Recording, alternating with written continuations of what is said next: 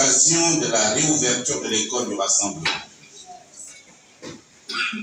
à tous ceux qui ont bousculé la cadence de leurs éphémérides pour honorer de leur présence les 10 moments, à tous, je dis grand merci. Mesdames et messieurs, chers amis, créé à l'initiative de Paul Barbesol, président fondateur de notre formation politique, l'école du Rassemblement est une institution statutaire du parti qui a pour principale mission de former les militants, de former les sympathisants et les Gabonais aux différentes activités civiques relevant de l'espace public, d'analyser la vie politique nationale et internationale ainsi que le fonctionnement quotidien du parti, d'animer les conférences thématiques dans le but de faciliter l'accès de tous à la connaissance, de donner son avis sur les grandes problématiques relevant de l'espace public et d'en proposer ses vues à la direction du parti, de proposer les stratégies de conquête et de reconquête du terrain politique, d'apprécier toute autre question d'intérêt général.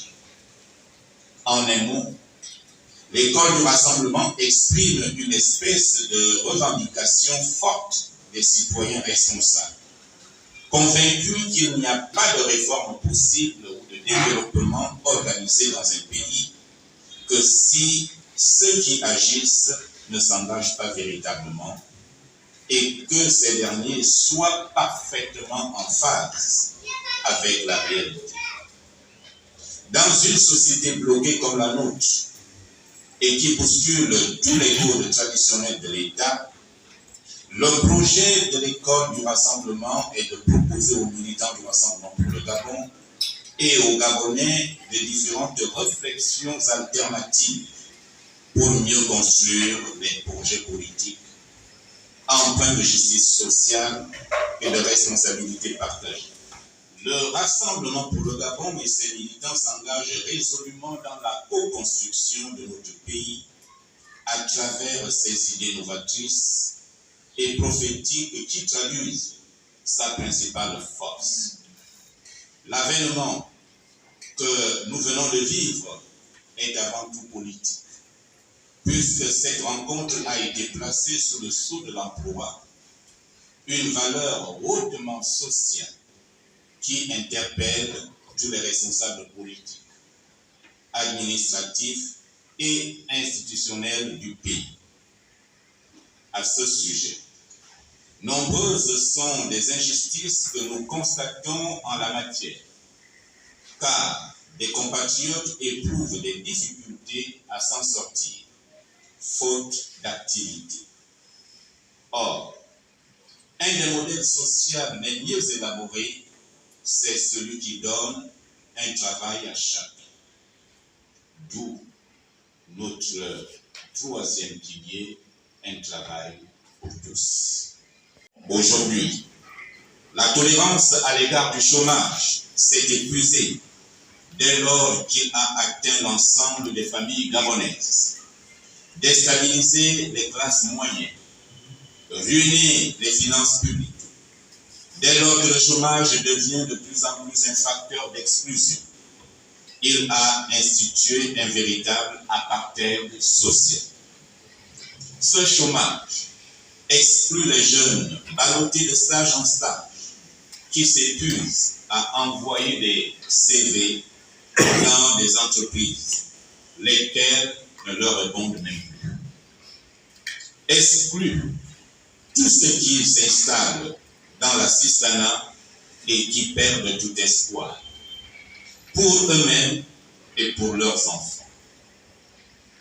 Ce même chômage exclut les jeunes diplômés qui ne trouvent plus la place qu'ils étaient en droit d'espérer et qui, désorientés, se rabattent sur des projets non désirés. Le chômage déstabilise l'ensemble de notre société et des signes de rupture apparaissent déjà. Le même phénomène déstabilise également l'économie nationale, surtout lorsqu'un nombre croissant de Gabonais vivent du travail d'autres Gabonais qui sont obligés de s'excuser auprès d'eux. Ils représentent un poids de plus en plus lourd pour ceux qui travaillent. Pour notre Gabon immortel, nous proposons le schéma suivant. 1. La création et la mise en place d'une commission nationale dialogue, vérité, réconciliation et réparation. Pour nous, il faut d'abord créer les conditions de paix avant d'engager un quelconque débat. Car la politique ne se fait pas sans le peuple, ou contre le peuple, mais avec lui. Et nombreux sont des compatriotes qui crient dans le silence, parce que outrés par le régime déchu. Tous ces cœurs meurtris doivent d'abord se réconcilier avec eux-mêmes et avec les autres avant de s'engager dans le débat national. 2. Subdiviser ce débat national en 2 phases. Une première phase dite citoyenne à organiser pour nous au mois de juillet 2024 et une seconde phase dite politique convoquée pour le mois d'août.